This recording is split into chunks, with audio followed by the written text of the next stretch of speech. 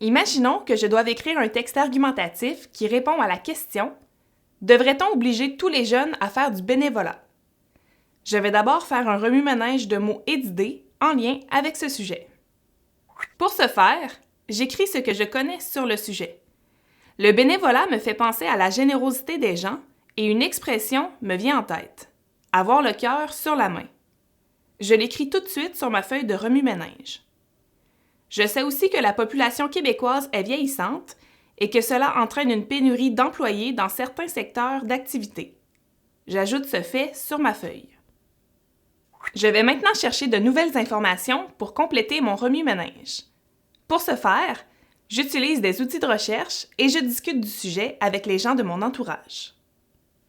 Pour orienter ma recherche sur Internet, j'écris les mots-clés « statistiques » et « bénévolat ». J'apprends sur le site de Statistique Canada que 32% des Québécois âgés de 15 ans et plus font du bénévolat. J'ajoute donc cet élément sur ma feuille.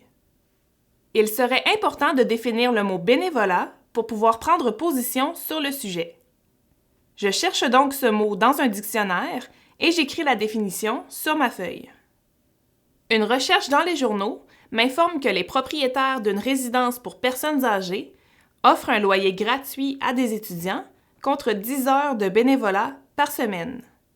J'ajoute ce fait d'actualité à mon remue-ménage. Finalement, en discutant avec des amis qui font du bénévolat, je constate que l'engagement communautaire peut prendre plusieurs formes. J'ajoute quelques exemples à ma feuille.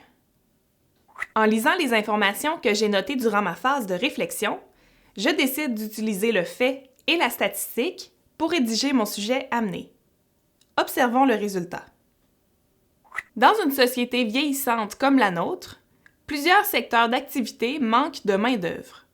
Si on souhaite améliorer cette situation, les actions volontaires semblent nécessaires. Pourtant, selon Statistique Canada, seulement 32% des Québécois s'engageraient sur le plan communautaire. J'ai aussi utilisé un marqueur de relation pertinent afin d'assurer une bonne transition entre les phrases du sujet amené.